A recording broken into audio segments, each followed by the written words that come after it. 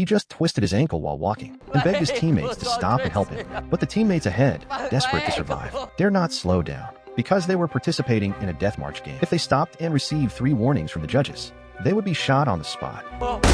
It turned out this race required not only non-stop walking, but also eating while walking, relieving themselves while walking. Falling behind would bring soldiers warnings. 3 warnings meant certain death. Even more terrifying, this march had no finish line. Yet out of hundreds of participants, only one could win, gaining inexhaustible wealth for life, and a reward of 1 wish that would be granted. At first, no one realized the cruelty of the game. They walked the first 5 miles with high spirits. Just then, a young man crouched to tie his shoelaces. The next second, a warning rang out. Second warning. Luckily, he stood up at the last second,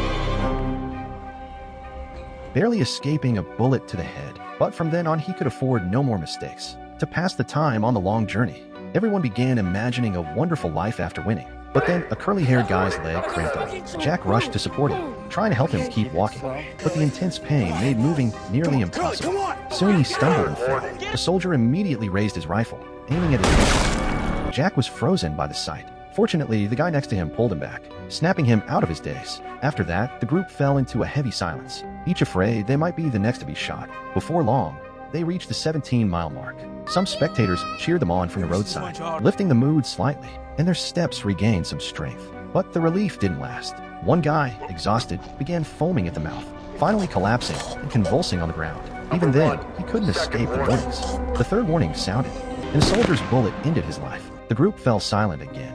No one spoke. Only the shuffling of footsteps could be heard. By the time they reached 25 miles, someone said, "We've been walking for 3 hours." The atmosphere lightened a little. But then, another contestant's stomach gave way. He couldn't hold back the need to crouch and relieve himself. Yet faced with the soldier's warnings, he had to keep walking while holding up his pants. The pain finally overwhelmed him. After the third warning, he was executed the moment he crouched. The path turned foul and reeked of waste. Everyone could only cover their noses and press on. As night gradually fell, it felt as if a silent death sentence had been issued to every walk.